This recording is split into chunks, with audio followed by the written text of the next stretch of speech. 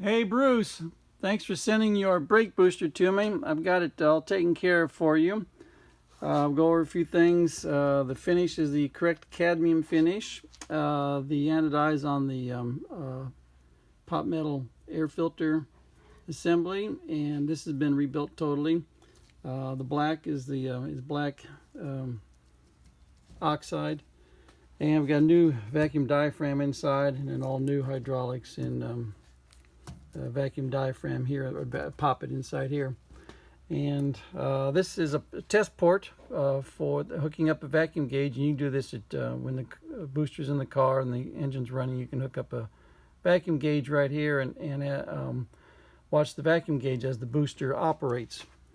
We got 2 bleed screws. This is the bleed screw you want to use first for bleeding the system, then go around the car and then bleed this one last. Don't have to bother with bleeding at this point. This one doesn't do any good. Just the normal bleeding process will bleed the slave cylinder. What we're looking for here in terms of performance function, these 2 vacuum gauges are tied together, and they're going to produce the vacuum, show the vacuum that's produced by my vacuum pump. And then as the booster is activated, this gauge is going to go to approach and go to 0, and when it hits 0, the booster is fully activated.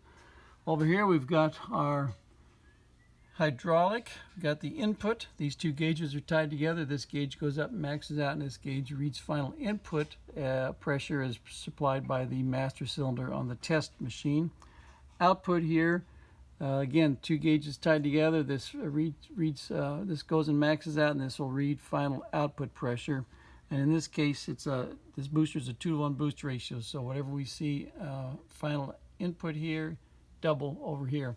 And to show you that the booster is inert without vacuum, I'm going to pump it up, and you're going to see that the input is equal to the output. And that's one of the design functions of the booster. Should you lose vacuum to it, you do not lose brakes, you just have a harder pedal to push. Alright, and then you got your 350 out. Now you have a vacuum.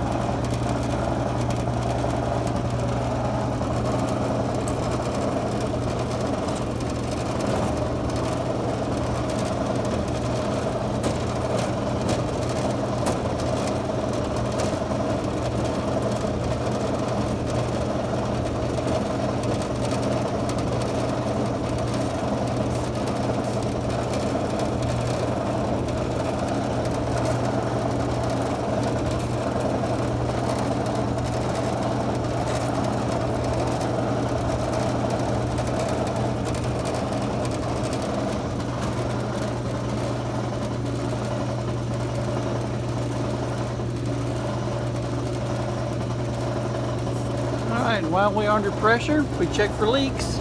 There's a seal in here that can leak, so we look around our threads, check for leaks, make sure our bleed screws are holding. And we are good to go. I'm going to test it a few more times, let it sit for a day or two, and double check, make sure there's no issues. But I got you a good booster, I believe. Thanks for sending it to me.